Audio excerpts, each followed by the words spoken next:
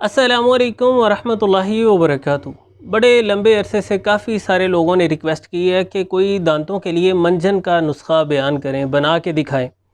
तो सबसे पहले आप ये बात समझ लीजिए कि मंजन कोई जितना भी अच्छे से अच्छा हो, उसमें कुछ चीज़ों का ख्याल रखने की ज़रूरत होती है, क्योंकि इनमें कसीफ़ अज्जा होते हैं जो कि दांतों के एनेमल को ख़राब कर सकते हैं। ये सदियों से चले आते मुरक्कबात हैं, फार्मूले हैं, पूरी तरह से सेहत अफ़ज़ा हैं और दांतों के लिए बहुत मुफीद हैं, लेकिन उसमें हमें बेएहतियाती नहीं करनी। नरम हाथ से मंजन मली जाती है। अगर आप ज़्यादा ज़ोर से रगड़ेंगे, दबाव देंगे, तो ये दांतों के एनेमल को ख़राब करेगा। ये जो बैरूनी तय होती है और ये रिकवर भी नहीं होती। फिर इसके ऊपर वो खोल वगैरह चढ़ाने के मामलात जो है वो सारा एक प्रोसीजर चलता है। तो बड़े ही नरम हाथ के साथ मंजन मली जाती है। और ये भी याद रखें कि जो मंजन बड़ी तेज़ी से आपके दांतों को बहुत चमकदार बना दे, तो आपको ख़बरदार हो जाना चाहिए। लोग जो बाज़ारों में अमूमन मंजन वगैरह बेचते हैं, बसों में भी आपने देखा होगा कि जो मंजन बेचते हैं वो थोड़ा सा लगाएंगे बस के किसी राड वगैरह को और वहाँ पे थोड़ा सा मसलेंगे और दिखाएंगे कि ये देखें पूरी तरह से चमकदार हो गया, और वो काली स्याह मैल कुचैल आपको दिखाएंगे कि ये देखें कितना बेहतरीन हमारा मंजन है। तो आपको मुहतात हो जाना चाहिए, ज़रा गौर व फ़िक्र करना चाहिए कि ये अल्लाह रब्बुल इज़्ज़त की बनाई हुई बड़ी कीमती नेमत है हमारे पास, बड़े अनमोल मोती हैं। ये कोई लोहे, तांबे या पीतल की चीज़ें तो नहीं है तो जिनको इस तरह से रगड़ के इनकी मैल कुचैल उतारी जाएगी। ऐसे जो कंपाउंड्स होते हैं उनमें बड़े हार्ड किस्म के ब्लीचिंग एजेंट शामिल करते हैं लोग। उनमें तरह तरह के एसिड्स, हाइड्रोक्लोरिक एसिड और दीगर एसिड्स मिलाए जाते हैं और उनके साथ पता नहीं क्या क्या खिलवाड़ की जाती है, जो फ़ौरी तौर पे दांतों को साफ़ शफाफ बना देगी, चमकदार कर देगी। आप देखेंगे कि बड़े उजले हुए मोतियों की तरह साफ़ शफाफ आपके दांत हो गए हैं, लेकिन हसास हो जाएंगे दांत। फिर पानी गर्म ठंडा आपको लगेगा। तो एक तो नरम हाथ से आपको मलनी है कोई भी चीज़ दांतों पे, मसूड़ों पे, जो उन्हें मजबूत बनाए, उन्हें सेहतमंद बनाए, जो कैविटीज़ वगैरह को ख़त्म करे, दांतों में मौजूद जरासीम जो नुकसानदेह अजसाम है उनको ख़त्म करे, सोजिश इन्फ्लेमेशन को ख़त्म करे, ना कि नुकसान पहुँचाए। नरम हाथ से मलिए। और दूसरा, सेहत बख्श चुनिंदा चीज़ों का इस्तेमाल कीजिए। तो ये एक फ़ार्मूला जो मैं आपके सामने रख रहा हूँ, अल्हम्दुलिल्लाह ये बहुत बेहतरीन है। वाली साहब ने ये नुस्खा तरतीब दिया और साल हा साल से हम अपने मतब पर बनाते हैं और इस्तेमाल करते हैं। यानी ये हमारे अपने मतब का ज़ाती नुस्खा है जो मैं आपके साथ शेयर कर रहा हूँ। कई तरह के मंजनों के नुस्खा जात हैं और आप भी इसमें कोई इजाफ़ा कर सकते हैं, कमी बेशी कर सकते हैं किसी अच्छे मोतबर ज़राए से अगर आपको मालूमात मिलती हैं। बहरहाल ये जो मुख्तसर सा नुस्खा है, बड़ी चुनिंदा इसमें चीज़ें हम शामिल करते हैं। ये मांसखोरे को ख़त्म करता है, मसूड़ों से खून रिश्ता हो उसे दूर करेगा, मसूड़ों को मज़बूत बनाएगा, दांतों को साफ़ शफाफ भी करेगा, मज़बूत भी बनाएगा और दांतों की सेहत को बेहतर बनाएगा। पानी गर्म ठंडा लगता है, उसमें कदरे मुआविन साबित होगा। और इसी तरह दांत दर्द करते हैं, दाढ़ वगैरह में दर्द है, तो ये ख़ासा मुफीद साबित हो सकता है। दांतों के जो मामला पेचीदा हो जाते हैं, हसास हो जाते हैं, उनमें जो दांतों का माहिर है उसकी मदद लेना पड़ती है, लेकिन इब्तिदाई तौर पर यह बेशतर मसाइल में ख़ासा मुअस्सिर साबित होता है।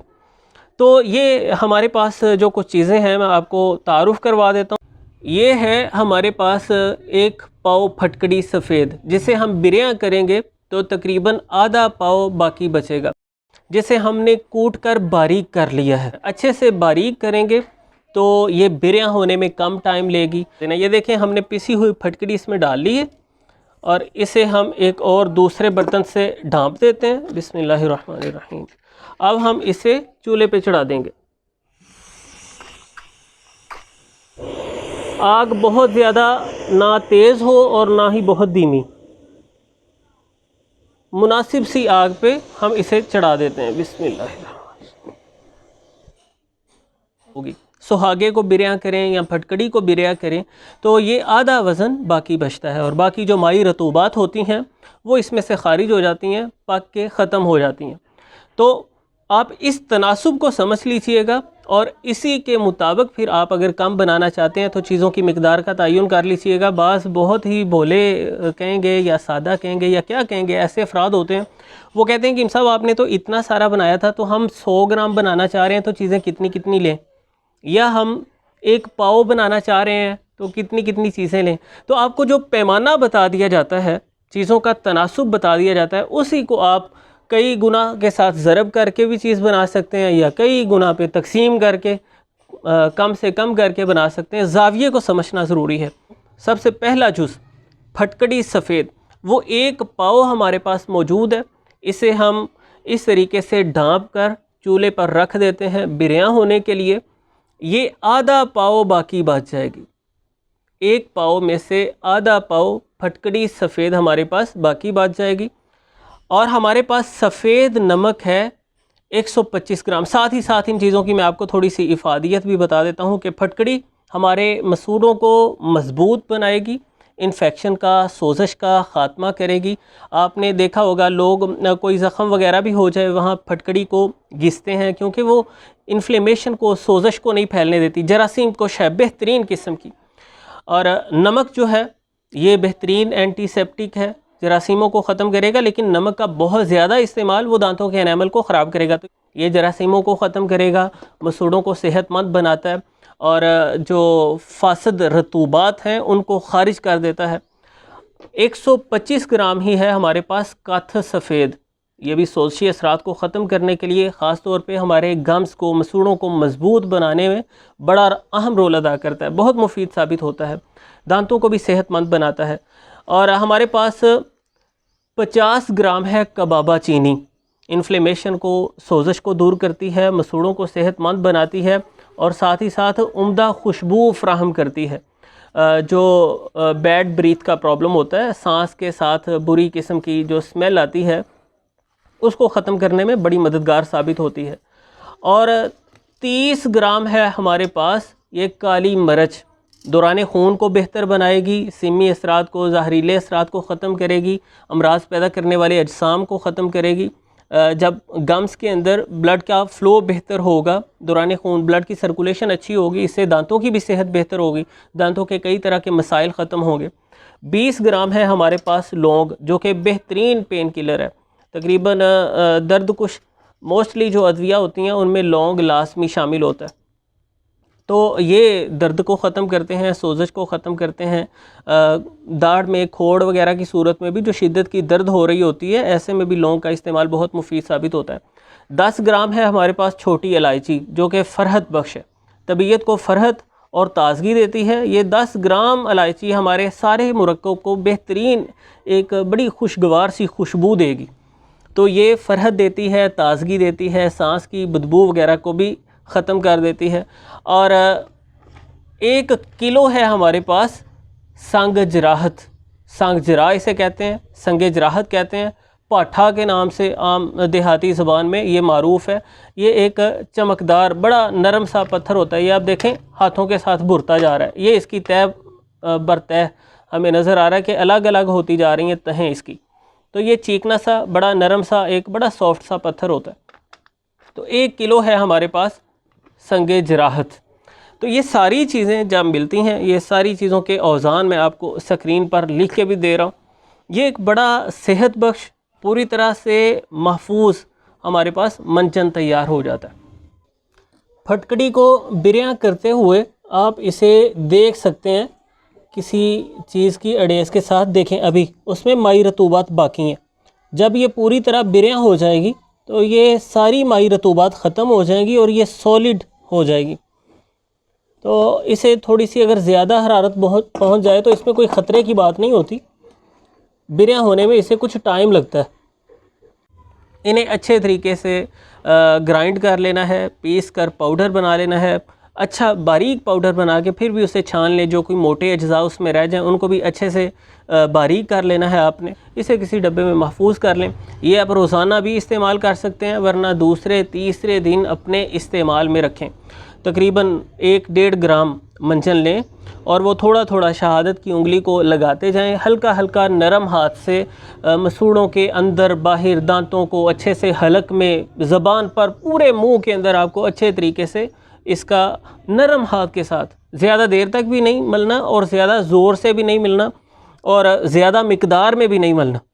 तो ये आप इस्तेमाल करें। जब आपने अच्छे तरीके से इसका मसाज कर लेना है, मल लेना है, फिर मुंह को थोड़ी देर तक ढीला छोड़े रखें। फासद मादे ये ख़ारिज करेगा। उसके तकरीबन 1-2 मिनट बाद, 3 मिनट बाद आपको कुल्ली कर लेनी है अच्छे तरीके से। तो इंशाल्लाह आप देखेंगे कि ये ना सिर्फ दांतों को साफ़ करेगा, याद रखें कि दांतों का मजबूत होना दांतों की सेहत है, ना कि चमकदार होना। तो अगर अब कोई ऐसी चीज़ आपको देता है कि ये जी 2-4 मरतबा या कुछ दिन आप इस्तेमाल करेंगे, दांत बहुत ज़्यादा चमकदार हो जाएंगे, तो आपको ये सोचना है कि इसमें क्या इंग्रेडिएंट्स शामिल हैं, इसमें क्या चीज़ें शामिल हैं, वो आपकी सेहत के लिए मुफीद हैं या नुकसानदेह साबित हो सकती हैं। ऐसा ना हो कि उसमें कोई एसिड्स वगैरह हों या कोई ब्लीचिंग एजेंट्स हों जो आपके दांतों को चमकदार तो बना दें लेकिन साथ ही साथ बहुत ज़्यादा हसास बना दें, आपके दांतों के एनामल को डैमेज करें और कई तरह की पेचीदगियाँ बन जाएँ। तो बहुत ही मुहतात होकर दांतों के लिए कोई दवा इस्तेमाल करनी चाहिए। और मंजन के साथ साथ बुरश, मैं तो खाली बुरश ही थोड़ा ना दांतों पे थोड़ा सा मल लेता हूँ। उससे ये होता है कि जो दांतों के दरमियान थोड़ी थोड़ी जगह होती है वहाँ से खलाल हो जाता है, कोई ग़िज़ा के ज़र्रात जो कोई रुके हुए हैं वो निकल जाते हैं। तो मंजन की इफादियत अपनी जगह, साथ थोड़ा सा बुरश हल्का सा मार लिया जाए, दांतों का खलाल हो जाए। और जो मिसवाक सुन्नत रसूलुल्लाह सल्लल्लाहु अलैहि वसल्लम ने हमें दी है, उससे तो दोनों ही फ़वाइद बवैक वक़्त हासिल होंगे, दांतों की सफाई भी और मुंह की ताज़गी भी, खुशबू भी। और सुन्नत तो है ही है, जैसा कि प्यारे पैगंबर सल्लल्लाहु अलैहि वसल्लम ने फरमाया कि मिसवाक ये मुंह के लिए सफाई है, मुंह की तहारत है और अल्लाह रब्बुल इज़्ज़त की खुशनुदी हासिल करने का ज़रिया है। तो मिसवाक को ज़रूर इख्तियार करें। मुझे भी याद आ रहा है कि रसूलुल्लाह सल्लल्लाहु अलैहि वसल्लम ने फरमाया कि अगर मैं मुशक्क़त ना समझता, लौ ला अन अशुक्का अला उम्मती ला अमरतुहुम बिस्सिवाक, कि अगर मुझे इसमें ये डर ना होता, ख़तरा ना होता कि मेरी उम्मत के लोग मुशक्क़त में पड़ जाएंगे, मुसीबत में पड़ जाएंगे, तो हर नमाज के साथ मैं मिसवाक को लाजिम करार देता। तो इससे मिसवाक की अहमियत समझ आती है और ये भी समझ आती है कि इस्लाम किस कदर नफासत का दीन है, तहारत को, पाकीज़गी को, सफाई सुथराई को किस कदर पसंद करता है। तो मुझे भी अपनी कोताही दूर करनी है, आपको अपनी दूर करनी है और सफाई सुथराई का, पाकीज़गी का ख़ास एहतमाम करना है। उम्मीद करता हूँ ये कुछ बातें आपको फ़ायदा देंगी इंशाल्लाह। दोस्त अहबाब के साथ शेयर करना ना भूलिएगा। मिलते हैं इंशाल्लाह नेक्स्ट वीडियो में। अल्लाह हाफ़िज़।